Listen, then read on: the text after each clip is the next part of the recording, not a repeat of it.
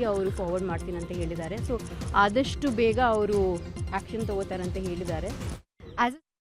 Darshan fans ಹೆಸರಲ್ಲಿ ಹೇಗೆಲ್ಲ ಬೆದರಿಕೆ ಹಾಕ್ತಿದ್ದಾರೆ ಅನ್ನೋ ಬಗ್ಗೆಯೂ ರಮ್ಯಾ ವಿವರಿಸಿದ್ದಾರೆ. ರೇಣುಕಾಸ್ವಾಮಿ ಬದಲು ನಿಮ್ಮನ್ನ ಕೊಲೆ ಮಾಡಬೇಕಿತ್ತು, ನಿಮ್ಮನ್ನ ಅತ್ಯಾಚಾರ ಮಾಡ್ತೀವಿ ಎಂದೆಲ್ಲ ಮೆಸೇಜ್ ಮಾಡಿದ್ದಾರೆ ಅಂತ ದೂರಿದ್ದಾರೆ. ಈ ರೀತಿಯ ಸುಮಾರು 43 ಅಕೌಂಟ್ ಮೇಲೆ ದೂರು ಕೊಟ್ಟಿದ್ದೇನೆ ಅಂತ ಹೇಳಿದ್ರು. ಅವ್ರು ಬೇಕಂತ ಹುಡುಗಿರ ಹೆಸರು ಯೂಸ್ ಮಾಡ್ತಾ ಇದ್ದಾರೆ, ಹುಡುಗಿರ ಫೋಟೋ ಯೂಸ್ ಮಾಡ್ತಾ ಇದ್ದಾರೆ. ನನ್ಗನ್ಸಲ್ಲ ಈ ಥರ ಯಾವ ಬಾಯಲ್ಲೂ ಹೆಣ್ಮಕ್ಳು ಬಾಯಲ್ಲಂತೂ ಈ ಥರ ಪದಗಳು ಬರೋದು ಸಾಧ್ಯನೇ ಇಲ್ಲ. ಐ ಡೆಫಿನೆಟ್ಲಿ ಫೀಲ್ ದ್ಯಾಟ್ ಇವ್ರು ಯಾರೋ ಒಬ್ರು ಕೂತ್ಕೊಂಡು ಒಂದು 100 ಅಕೌಂಟ್ ಮಾಡಿದ್ದಾರೆ. ಯಾವುದಕ್ಕೂ ಮುಖನೂ ಇಲ್ಲ, ಹೆಸರು ಇಲ್ಲ, ಏನೇನೋ ಯೂಸರ್ ನೇಮ್ ಯೂಸ್ ಮಾಡ್ತಾ ಇದ್ದಾರೆ. ಎಸ್ಪೆಷಲಿ ಹೆಣ್ಮಕ್ಳದು ಫೋಟೋಸ್ ಮಿಸ್ಯೂಸ್ ಮಾಡ್ತಾ ಇದ್ದಾರೆ. ಇಂಥೆಲ್ಲ ಅಕೌಂಟ್ಸ್ ಯಾವುದು ಜಾಸ್ತಿ ಕೆಟ್ಟದಾಗಿತ್ತು, ಥ್ರೆಟ್ನಿಂಗ್ ಆಗಿತ್ತು, ಅದನ್ನ ಮಾತ್ರ ನಾನು ಹಾಕಿದ್ದೀನಿ. ಇನ್ನು ಮಿಕ್ಕಿದ್ದೆಲ್ಲ I have just let it go. ವೇಳೆ ನಟ ದರ್ಶನ್ ವಿರುದ್ಧವೂ ರಮ್ಯಾ ಅಸಮಾಧಾನ ವ್ಯಕ್ತಪಡಿಸಿದ್ದಾರೆ. ಫ್ಯಾನ್ಸ್ ವರ್ತನೆ ನೋಡಿಯೂ ದರ್ಶನ್ ಸುಮ್ಮನಿದ್ದಾರೆ. ಫ್ಯಾನ್ಸ್ಗೆ ಇದು ತಪ್ಪು ಅಂತ ಬುದ್ಧಿ ಹೇಳಬೇಕಿತ್ತಲ್ವಾ, ದರ್ಶನ್ ಸೈಲೆಂಟ್ ಆಗಿದ್ದು ತಪ್ಪು ಮಾಡ್ತಿದ್ದಾರೆ ಅಂತ ಅಸಮಾಧಾನ ಹೊರಹಾಕಿದ್ರು. ನಾನು ಹೇಳನಲ್ಲಪ್ಪ, ಈಗ ಡಿ ಬಾಸ್ ಫ್ಯಾನ್ಸ್ಗೂ ಅನ್ಸುತ್ತೆ ರೇಣುಕಾ ಸ್ವಾಮಿ ಮಾಡಿದ ತಪ್ಪಂತ, ಮತ್ತೆ ನೀವು ಮಾಡ್ತಿರೋದು ಸೇಮ್ ಟು ಸೇಮ್ ಅಲ್ವಾ, ಅದು ತಪ್ಪಂತ ಇವ್ರಿಗೆ ಅನ್ಸಲ್ವಾ? I am shock. ಅಂದ್ರೆ ಪವಿತ್ರ ಗೌಡೆ ಕಳ್ಸಿದ್ ಮಾತ್ರ ನಿಮ್ಗೆ ರೋಷ ಬಂತು, ಕೋಪ ಬಂತು, ಅದೇ ಬೇರೆ ಹೆಣ್ಮಕ್ಳಿಗೆ ಅಲ್ಲ. ನೀವು ಯೋಚನೆ ಮಾಡಿ, ನನಗೆ ಈ ಥರ ಕಳಿಸ್ತಾರಂದ್ರೆ I am just wondering. Social ಮೀಡಿಯಲ್ಲಿ ಎಷ್ಟೋ ಜನ ಆ್ಯಕ್ಚುಲಿ ಹುಡುಗಿರು ನಾನು ನೋಡಿದ್ದೀನಿ, ಅವ್ರಿಗೆ ಟ್ರೋಲ್ ಮಾಡೋರೆಲ್ಲ ಅವ್ರ ವಿಡಿಯೋ ಮಾಡಿ ಹಾಕಿದ್ದಾರೆ. So hats off to them.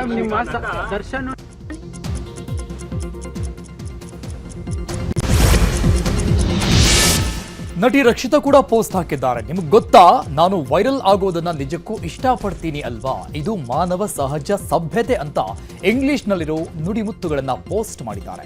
ಇದೇ ವೇಳೆ ನೀವು ಜನರ ಮಾನಸಿಕ ಆರೋಗ್ಯ ತಿಳಿಯಲು ಆಗಲ್ಲ, ಸದಾ ದಯಾಮಯರಾಗಿರಿ ಅಂತ ಕೂಡ ಪೋಸ್ಟ್ ಮಾಡಿದ್ದಾರೆ. ಎಲ್ಲೂ ಕೂಡ ದರ್ಶನ್ ಅಥವಾ ದರ್ಶನ್ ಫ್ಯಾನ್ಸ್ ಅಥವಾ ರಮ್ಯಾ ಹೆಸರನ್ನ ಉಲ್ಲೇಖ ಮಾಡಿಲ್ಲ. Ramya Darshan fans social media war ಬೆನ್ನಲ್ಲೇ ನಟಿ ರಮ್ಯಾ ವಿರುದ್ಧ ಕಾನೂನು ಸಮರಕ್ಕೆ ದರ್ಶನ್ ಪತ್ನಿ ವಿಜಯಲಕ್ಷ್ಮಿ ಮುಂದಾಗಿದ್ದಾರೆ. ರಮ್ಯಾಗೆ ಲಾಯರ್ ನೋಟಿಸ್ ಕೊಡಲು ಸಿದ್ಧತೆ ನಡೆಸಿದ್ದಾರೆ ಎನ್ನಲಾಗಿದೆ. ರಮ್ಯಾಗೆ ನೋಟಿಸ್ ಕೊಡುವ ಬಗ್ಗೆ ಆತ್ಮೀಯರ ಬಳಿ ವಿಜಯಲಕ್ಷ್ಮಿ ಹೇಳಿಕೊಂಡಿದ್ದಾರೆ ಎನ್ನಲಾಗಿದೆ.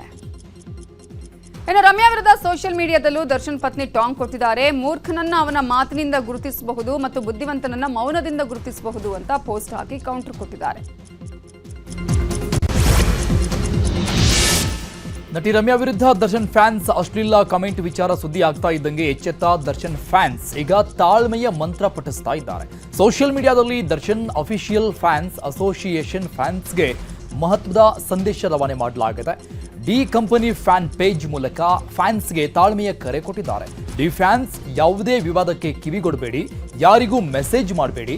ದರ್ಶನ್ ಫ್ಯಾನ್ಸ್ ಏನು ಅನ್ನೋದಕ್ಕೆ ಸಮಾಜಮುಖಿ ಕಾರ್ಯಗಳು ಸಾಕ್ಷಿ ಇದೆ.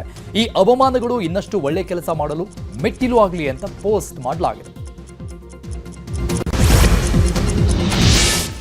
ನಟಿ ರಮ್ಯಾ ಬೆಂಬಲಕ್ಕೆ ಫೈರ್ ಸಂಸ್ಥೆ ನಿಂತಿದೆ. ಸಾಮಾಜಿಕ ಜಾಲತಾಣದಲ್ಲಿ ರಮ್ಯಾ ವಿರುದ್ಧ ಅಶ್ಲೀಲವಾಗಿ ನಿಂದನೆ ಮಾಡಲಾಗ್ತಾ ಇದೆ. ಹೀಗಾಗಿ BNS 499, 500, 505(2), 509 ಹಾಗೂ IT ಆಕ್ಟ್ ಅಡಿಯಲ್ಲಿ ಕ್ರಮ ಕೈಗೊಳ್ಳುವಂತೆ ಗೃಹ ಸಚಿವರಿಗೆ ಫೈರ್ ಸಂಸ್ಥೆ ಪತ್ರ ಬರೆದಿದೆ.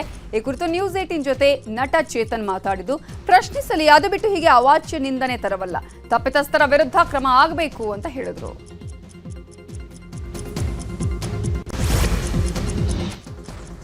ಈಗ ಧರ್ಮಸ್ಥಳ ರಹಸ್ಯದ ಪ್ರಮುಖ ಸುದ್ದಿಗಳನ್ನು ನೋಡ್ತಾ ಹೋಗೋಣ. ಧರ್ಮಸ್ಥಳದಲ್ಲಿ ನೂರಾರು ಶವಗಳನ್ನು ಹೂತಿಟ್ಟ ಆರೋಪ ಪ್ರಕರಣಕ್ಕೆ ಸಂಬಂಧಪಟ್ಟಂಗೆ ತನಿಖೆ ತೀವ್ರಗತಿಯಲ್ಲಿ ನಡೀತಾ ಇದೆ. 3ನೇ ದಿನವಾದ ಇವತ್ತು SIT ಅಧಿಕಾರಿಗಳು ದೂರುದಾರ ಅನಾಮಿಕ ವ್ಯಕ್ತಿಯನ್ನ ಧರ್ಮಸ್ಥಳಕ್ಕೆ ಕರೆತಂದು ಸ್ಥಳ ಮಹಜರು ಮಾಡಿದ್ರು. ನೇತ್ರಾವತಿ ಸ್ನಾನಘಟ್ಟ ಹಾಗೂ ಸಮೀಪದ ಅರಣ್ಯ ಪ್ರದೇಶದಲ್ಲಿ ಅನಾಮಿಕ ವ್ಯಕ್ತಿ ತೋರಿಸಿದ ಸ್ಥಳಗಳನ್ನು ಗುರುತು ಮಾಡಲಾಗಿದೆ. ಕಾಡಿನಲ್ಲಿ ಒಟ್ಟು 13 ಸ್ಥಳಗಳಲ್ಲಿ SIT ಅಧಿಕಾರಿಗಳು ಮಾರ್ಕ್ ಮಾಡಿ ನಂಬರ್ ಅಳವಡಿಸಿದ್ದಾರೆ.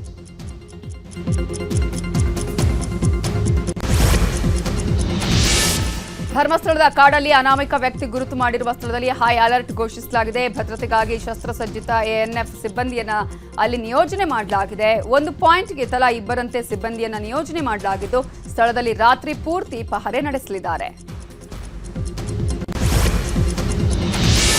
ಇನ್ನು ಧರ್ಮಸ್ಥಳದಲ್ಲಿ ಬುರುಡೆ ರಹಸ್ಯ ಕುರಿತ SIT ತನಿಖೆ ಕುರಿತಂಗೆ ಸಿಎಂಗೆ ಮಾಹಿತಿಯನ್ನು ಕೊಡಲಾಗಿದೆ. ಪ್ರಕರಣ ಸಂಬಂಧಪಟ್ಟಂಗೆ ಸಿಎಂ ಸಿದ್ದರಾಮಯ್ಯ ನಿವಾಸಕ್ಕೆ ತೆರಳಿದ DGIGP ಸಲೀಂ ಮಾಹಿತಿ ಕೊಟ್ಟಿದ್ದಾರೆ. ಪ್ರಕರಣದ ಕುರಿತಾಗಿ SIT ತನಿಖಾ ಪ್ರಗತಿ ಬಗ್ಗೆ ಮಾಹಿತಿಯನ್ನು ಕೊಡಲಾಗಿದೆ.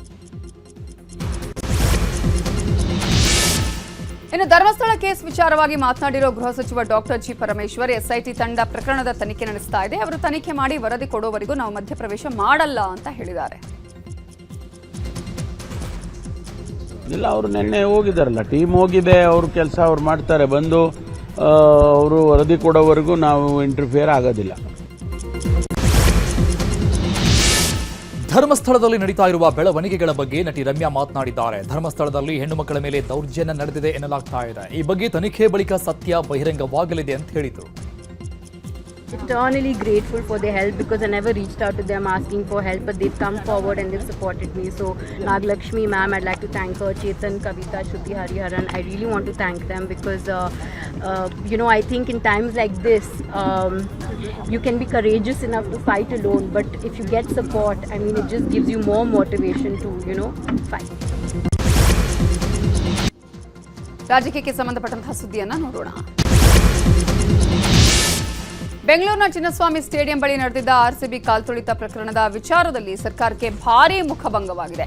ಪ್ರಕರಣ ಸಂಬಂಧ ಪೊಲೀಸ್ ಅಧಿಕಾರಿಗಳ ಅಮಾನತನ್ನ ರದ್ದು ಆದೇಶವನ್ನ ಸರ್ಕಾರವೇ ಇದೀಗ ವಾಪಸ್ ಪಡೆದಿದೆ. ಕಮಿಷನರ್ ಆಗಿದ್ದ ಬಿ ದಯಾನಂದ್, ಐಪಿಎಸ್ ಅಧಿಕಾರಿ ಶೇಖರ್, ಎಸಿಪಿ ಎಚ್ಡಿ ಬಾಲಕೃಷ್ಣ ಅಮಾನತು ಆದೇಶವನ್ನ ರದ್ದುಗೊಳಿಸಲಾಗಿದೆ. ಸರ್ಕಾರದ ಆದೇಶ ಪ್ರಶ್ನಿಸಿ ವಿಕಾಸ್ ಕೆಟಿ ಮೊರೆ ಹೋಗಿದ್ರಿಂದ ಅವರ ಅಮಾನತನ್ನ ಹಾಗೆಯೇ ಉಳಿಸಲಾಗಿದೆ. ನಾಲ್ವಡಿ ಕೃಷ್ಣರಾಜ ಒಡೆಯರ್ಗೆ ಸಿದ್ದರಾಮಯ್ಯರನ್ನ ಹೋಲಿಕೆ ಮಾಡಿದ ವಿಚಾರದ ಬಗ್ಗೆ ಮಾತನಾಡಿರುವ ಗೃಹ ಸಚಿವ ಪರಮೇಶ್ವರ್, ಯತೀಂದ್ರ ಸಿದ್ದರಾಮಯ್ಯ ಒಡೆಯರ್ಗೆ ಹೋಲಿಸಿದ್ದಾರೆ ಅಂತ ನನಗನಿಸಿಲ್ಲ. ನಾಲ್ವಡಿಯವರು ಸ್ವಾತಂತ್ರ್ಯ ಪೂರ್ವದಲ್ಲಿ ಅಭಿವೃದ್ಧಿ ಕಡೆ ಗಮನ ಹರಿಸಿದ್ರು. ಆ ಕಾಲಘಟ್ಟದಲ್ಲಿ ಏನ್ ಬೇಕೋ ಅದನ್ನ ಅಭಿವೃದ್ಧಿ ಮಾಡಿದ್ದಾರೆ. ಈ ಕಾಲಘಟ್ಟದಲ್ಲಿ ಸಿದ್ದರಾಮಯ್ಯನವರು ಅನೇಕ ಬದಲಾವಣೆ ತರ್ತಾ ಇದ್ದಾರೆ ಅಂತ ಯತೀಂದ್ರ ಹೇಳಿಕೆಯನ್ನ ಸಮರ್ಥನೆ ಮಾಡಿಕೊಂಡಿದ್ದಾರೆ. ಇನ್ನು ಇದೇ ವಿಚಾರವಾಗಿ ಮಾತನಾಡಿರುವ ಸಚಿವ ಎಚ್ ಸಿ ಮಹದೇವಪ್ಪ, ಯಾರನ್ನೂ ಯಾರಿಗೂ ಹೋಲಿಕೆ ಮಾಡಲು ಆಗಲ್ಲ ಅಂತ ಹೇಳಿದ್ದಾರೆ.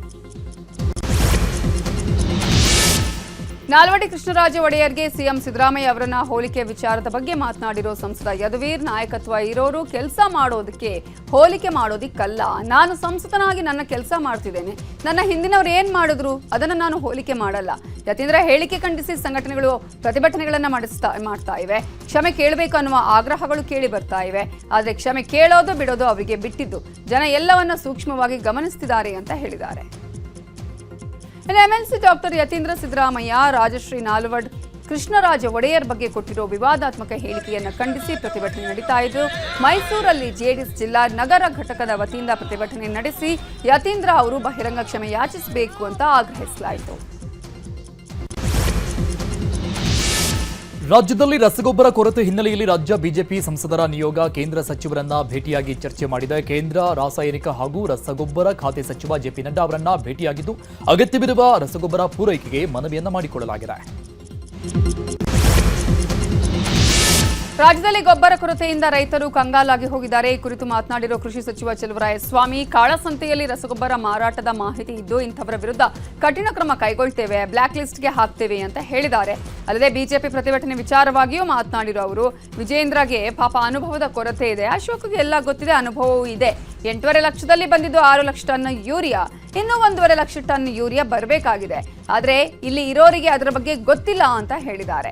ಇನ್ನು ಇದೇ ವಿಚಾರವಾಗಿ ಮಾತನಾಡಿರೋ ಗೃಹ ಸಚಿವ ಡಾಕ್ಟರ್ ಜಿ ಪರಮೇಶ್ವರ್, ಕೇಂದ್ರ ಸರಿಯಾದ ಸಮಯಕ್ಕೆ ಗೊಬ್ಬರ ಕೊಟ್ಟರೆ ಯಾವುದೇ ರೀತಿಯ ಸಮಸ್ಯೆ ಆಗಲ್ಲ ಅಂತ ಹೇಳಿದ್ದಾರೆ. ಗೊಬ್ಬರದ ಕೊರತೆ ಬಗ್ಗೆ ಮಾತನಾಡಿರೋ ಕೇಂದ್ರದ ಮಾಜಿ ಸಚಿವ ಡಿ.ವಿ. ಸದಾನಂದ ಗೌಡ, ರಸಗೊಬ್ಬರ ಗೊಂದಲ ಆಗೋದಕ್ಕೆ ರಾಜ್ಯ ಸರ್ಕಾರದ ಡಿಸ್ಟ್ರಿಬ್ಯೂಷನ್ ಕಾರಣ. ಮಳೆ ಎಲ್ಲಿ ಹೆಚ್ಚಾಗಿರುತ್ತೋ ಅಲ್ಲಿಗೆ ಗೊಬ್ಬರ ಸಪ್ಲೈ ಮಾಡಬೇಕು. ಈಗ ಗೊಬ್ಬರದ ಕೊರತೆ ಆಗಲು ಕಾರಣ ಬ್ಲ್ಯಾಕ್ ಮಾರ್ಕೆಟ್ ಕೂಡ. ರಾಜ್ಯ ಕಾಂಗ್ರೆಸ್ ಸರ್ಕಾರಕ್ಕೆ ಆಡಳಿತದ ಅನುಭವದ ಕೊರತೆ ಇದೆ ಅಂತ ಹೇಳಿದ್ರು. ಈಗ ರಾಜ್ಯದ ಪ್ರಮುಖ ಸುದ್ದಿಗಳನ್ನು ನೋಡ್ತಾ ಹೋಗೋಣ.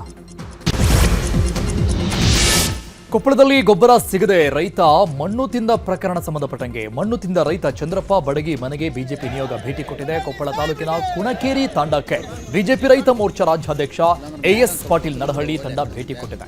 ಭೇಟಿ ವೇಳೆ ಚಂದ್ರಪ್ಪ ಬಡಗಿಗೆ 2 ಚೀಲ ಯೂರಿಯಾ ಗೊಬ್ಬರವನ್ನ ಕೊಡಲಾಗಿದೆ. ಬಳಿಕ ಮಾತನಾಡಿದ ಎಎಸ್ ಪಾಟೀಲ್ ನಡಹಳ್ಳಿ, ಎಲ್ಲೆಲ್ಲಿ ಗೊಬ್ಬರಕ್ಕಾಗಿ ಅನ್ಯಾಯವಾಗಿದೆ ಅಲ್ಲಲ್ಲಿ ಹೋಗಿ ಗೊಬ್ಬರವನ್ನ ಕೊಡಿಸ್ತೇವೆ. ಗೊಬ್ಬರ ಕೊಡುವಲ್ಲಿ ಸರ್ಕಾರ ತಾರತಮ್ಯ ಮಾಡಿ ಅನ್ಯಾಯ ಮಾಡ್ತಾ ಇದೆ. ಈ ಅನ್ಯಾಯದ ವಿರುದ್ಧ ಬಿಜೆಪಿ ರೈತ ಮೋರ್ಚಾ ಪ್ರತಿಭಟನೆ ಮಾಡ್ತಾ ಇದೆ ಅಂತ ಹೇಳಿದ್ದಾರೆ. ಇನ್ನು ರಾಜ್ಯದಲ್ಲಿ ಉಂಟಾಗಿರುವ ಯೂರಿಯಾ ಸಮಸ್ಯೆ ಕುರಿತು ಬಳ್ಳಾರಿಯಲ್ಲಿ ಮಾತನಾಡಿರುವ ಮಾಜಿ ಸಚಿವ ಶ್ರೀರಾಮುಲು ಯೂರಿಯಾ ವಿಚಾರದಲ್ಲಿ ರಾಜ್ಯ ಸರ್ಕಾರ ಎಡವಟ್ಟು ಮಾಡ್ತಾ ಇದೆ. 3 ತಿಂಗಳ ಹಿಂದೆಯೇ ಸರಿ ಮಾಡಿಕೊಂಡ್ರೆ ಈ ಸಮಸ್ಯೆ ಬರ್ತಾ ಇರಲಿಲ್ಲ. ರೈತರ ಸಮಸ್ಯೆಗೆ ರಾಜ್ಯ ಸರ್ಕಾರ ಸ್ಪಂದಿಸ್ತಾ ಇಲ್ಲ. ರೈತರಿಗೆ ಬೇಕಾದ ಯೂರಿಯಾ ಸಂಗ್ರಹಣೆ ಮಾಡುವಲ್ಲಿ ಸರ್ಕಾರ ವಿಫಲವಾಗಿದೆ. ಕೃಷಿ ಮಂತ್ರಿಗೆ ಸಮಯವೇ ಇಲ್ಲ. ಕೃಷಿಕನಾಗಿರೋ ವ್ಯಕ್ತಿ ಕೃಷಿ ಸಚಿವರಾದ್ರೆ ಒಳ್ಳೆಯದು. ಆದರೆ ಈ ಸರ್ಕಾರ ಜಾಹೀರಾತು ಕೊಡೋದನ್ನೇ ಕೆಲಸ ಮಾಡಿಕೊಂಡಿದೆ ಅಂತ ಹೇಳಿದ್ದಾರೆ. ಇನ್ನು ಯಾದಗಿರಿಯಲ್ಲಿ ರಸಗೊಬ್ಬರ ಪೂರೈಕೆ ಮಾಡುವಂತೆ ಆಗ್ರಹಿಸಿ ರೈತರು ಪ್ರತಿಭಟಿಸಿದರು. ಜಿಲ್ಲಾಧಿಕಾರಿ ಕಚೇರಿ ಎದುರಿಗೆ ರಾಜ್ಯ ರೈತ ಸಂಘ ಹಾಗೂ ರೈತ ಸೇನೆ ನೇತೃತ್ವದಲ್ಲಿ ಪ್ರತಿಭಟನೆ ಮಾಡಲಾಯಿತು. ಸಮರ್ಪಕವಾಗಿ ಗೊಬ್ಬರ ಪೂರೈಸದ ಸರ್ಕಾರದ ವಿರುದ್ಧ ರೈತರು ಆಕ್ರೋಶ ವ್ಯಕ್ತಪಡಿಸಿದ್ದಾರೆ. ಇವತ್ತು ಮತ್ತು ನಾಳೆ ರಾಜ್ಯದಲ್ಲಿ ಮಳೆ ಮುಂದುವರಿಯಲಿದ್ದು 7 ಜಿಲ್ಲೆಗಳಿಗೆ ಆರೆಂಜ್ ಅಲರ್ಟ್ ಘೋಷಣೆ ಮಾಡಲಾಗಿದೆ. ಉತ್ತರ ಕನ್ನಡ, ಉಡುಪಿ, ದಕ್ಷಿಣ ಕನ್ನಡ, ಶಿವಮೊಗ್ಗ, ಚಿಕ್ಕಮಗಳೂರು, ಹಾಸನ, ಕೊಡಗು ಜಿಲ್ಲೆಗಳಿಗೆ ಆರೆಂಜ್ ಅಲರ್ಟ್ ಘೋಷಣೆ ಮಾಡಲಾಗಿದ್ದು, ಉಳಿದಂತೆ ರಾಜ್ಯದ ಎಲ್ಲಾ ಜಿಲ್ಲೆಗಳಿಗೂ ಹವಾಮಾನ ಇಲಾಖೆ ಯೆಲ್ಲೋ ಅಲರ್ಟ್ ಘೋಷಿಸಿದೆ. ಇನ್ನು ಬೆಂಗಳೂರಲ್ಲಿ ಈ ವಾರವೂ ಶೀತ ವಾತಾವರಣ ಮುಂದುವರಿಯಲಿದೆ, ಚಳಿಯೂ ಇರಲಿದೆ. ರಾಜ್ಯದಲ್ಲಿ ಏಪ್ರಿಲ್ನಿಂದ ಜುಲೈವರೆಗೂ ಸುರಿದ ಮಳೆಯಿಂದಾಗಿ 90 ಮಂದಿ ಪ್ರಾಣ ಕಳ್ಕೊಂಡಿದ್ದಾರೆ ಅಂತ ಖಾಸಗಿ ಸಂಸ್ಥೆಯೊಂದು ವರದಿ ಮಾಡಿದೆ. ದೇಶದಲ್ಲಿ ಮಳೆಯಿಂದಾಗಿ ಸಾವು ನೋವು ಸಂಭವಿಸಿದ ರಾಜ್ಯಗಳಲ್ಲಿ ಕರ್ನಾಟಕ 5ನೇ ಸ್ಥಾನದಲ್ಲಿದ್ದು, ಏಪ್ರಿಲ್ನಿಂದ ಜುಲೈವರೆಗೆ 90 ಮಂದಿ ಮಳೆಯಿಂದಾಗಿ ಮೃತಪಟ್ಟಿದ್ದಾರೆ ಅಂತ ವರದಿಯಲ್ಲಿ ಉಲ್ಲೇಖಿಸಲಾಗಿದೆ. ನಕಲಿ ಚಿನ್ನ ಕೊಟ್ಟು ಅಸಲಿ ಚಿನ್ನ ದೋಚಿರೋ ಘಟನೆ ಚಿಕ್ಕಬಳ್ಳಾಪುರದಲ್ಲಿ ನಡೆದಿದೆ. ಚಿಕ್ಕಬಳ್ಳಾಪುರದ ಗಂಗಮ್ಮನಗುಡಿ ರಸ್ತೆಯಲ್ಲಿರೋ ನವೀನ್ ಜ್ಯುವೆಲ್ಲರ್ಸ್ನಲ್ಲಿ ಘಟನೆ ನಡೆದಿದೆ. ತಮ್ಮಲ್ಲಿರೋ ಹಳೆ ಬಂಗಾರದ ಚೈನ್ ಬದಲಿಗೆ ಹೊಸ ಶೈಲಿಯ ಚೈನ್ ಖರೀದಿ ನೆಪದಲ್ಲಿ ಚಿನ್ನದಂಗಡಿಗೆ ಕಳ್ಳಿಯರು ಬಂದಿದ್ದಾರೆ. ಚಿನ್ನದಂಗಡಿ ಮಾಲೀಕರಿಗೆ ತೋರಿಸುವಾಗ ಅಸಲಿ ಬಂಗಾರ ತೋರಿಸಿ ಬಳಿಕ ನಕಲಿ ಚಿನ್ನವನ್ನ ಕವರ್ಗೆ ಹಾಕಿ ವಂಚನೆ ಎಸಗಿದ್ದಾರೆ. ಸುಮಾರು 5 ಲಕ್ಷ ರೂಪಾಯಿ ಮೌಲ್ಯದ ಚಿನ್ನಾಭರಣವನ್ನ ಎಗರಿಸಿ ಕಳ್ಳಿಯರು ಅಲ್ಲಿಂದ ಎಸ್ಕೇಪ್ ಆಗಿದ್ದಾರೆ. ಸಂಪೂರ್ಣ ದೃಶ್ಯ ಸಿಸಿಟಿವಿಯಲ್ಲಿ ಸೆರೆಯಾಗಿದೆ. ದೇಶದ ಪ್ರತಿಷ್ಠಿತ ಶಿಕ್ಷಣ ಸಂಸ್ಥೆ ಕೇಂಬ್ರಿಡ್ಜ್ ಕಾಲೇಜಿನಲ್ಲಿ 15ನೇ ಗ್ರಾಜ್ಯುಯೇಷನ್ ಡೇ ನಡೆಸಲಾಯಿತು. ಬೆಂಗಳೂರಿನ ಕೇಂಬ್ರಿಡ್ಜ್ ಕ್ಯಾಂಪಸ್ನಲ್ಲಿ ಕಾರ್ಯಕ್ರಮ ನಡೆಯಿತು. ಈ ವೇಳೆ ಕಾಲೇಜಿನಲ್ಲಿ ಬಿಇ ಪದವಿ ಮತ್ತು ಪಿಎಚ್ಡಿ ಪಡೆದವರಿಗೆ ಪದವಿ ಪ್ರದಾನ ಮಾಡಲಾಯಿತು. ಕಾರ್ಯಕ್ರಮದಲ್ಲಿ ಮುಖ್ಯ ಅತಿಥಿಯಾಗಿ ಪದ್ಮಭೂಷಣ ಪಿ ಬಲರಾಮ್, ಗೌರವ ಅತಿಥಿಗಳಾಗಿ ಮೈಕ್ರೋಸಾಫ್ಟ್ ರಿಸರ್ಚ್ ಇಂಡಿಯಾದ ಡಾಕ್ಟರ್ ಸ್ವಾಮಿ ಮನೋಹರ್, ಎಆರ್ಎಂ ಟೆಕ್ನಾಲಜಿಯ ಸುಮಿತ್ ವರ್ಮಾ ಭಾಗಿಯಾಗಿದ್ದರು. Cambridge group chairman DK Mohan, CEO Nitin Mohan, ಸಲಹೆಗಾರರಾದ doctor KN Balasubramanya Murthy, principal doctor G Indumathi ಉಪಸ್ಥಿತರಿದ್ದರು.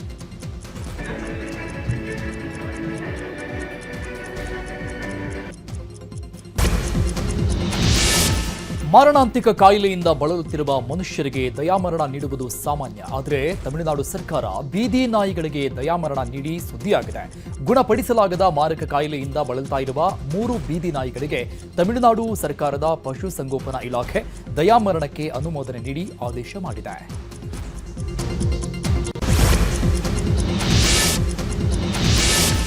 ಆಗಸ್ಟ್ 1ರಿಂದ ಡಿಜಿಟಲ್ ಹಣ ಪಾವತಿ ವ್ಯವಸ್ಥೆ ಯುಪಿಐನಲ್ಲಿ ಎನ್ಪಿಸಿಐ ಹಲವು ಬದಲಾವಣೆಗಳನ್ನು ಜಾರಿಗೆ ತರ್ತಾ ಇದೆ.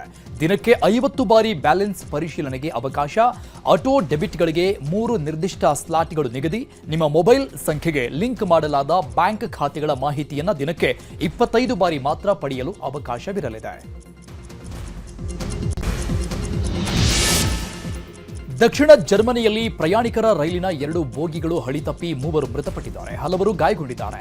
ಮ್ಯಾನಿಚ್ನಿಂದ 158 ಕಿಲೋಮೀಟರ್ ದೂರದಲ್ಲಿರುವ ರಿಡ್ಲಿಂಗೆನ್ ಬಳಿ ಅಪಘಾತ ಸಂಭವಿಸಿದೆ. ಭಾರೀ ಮಳೆಯಿಂದಾಗಿ ಭೂಕುಸಿತ ಸಂಭವಿಸಿ ರೈಲು ಹಳಿ ತಪ್ಪಿದೆ. Grüß dich.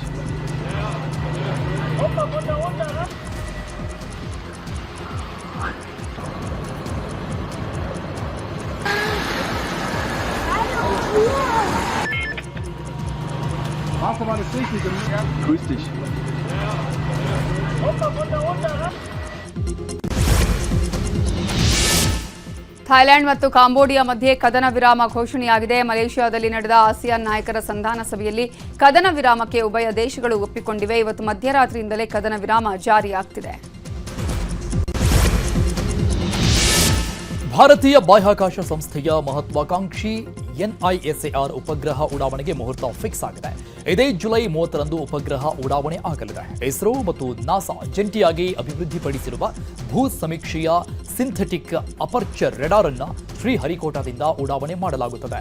GSLV F-16 rocket ಮೂಲಕ ಉಡ್ಡಯನ ಮಾಡಲಾಗುವುದು ಅಂತ ಭಾರತೀಯ ಬಾಹ್ಯಾಕಾಶ ಸಂಶೋಧನಾ ಸಂಸ್ಥೆ ತಿಳಿಸಿದೆ.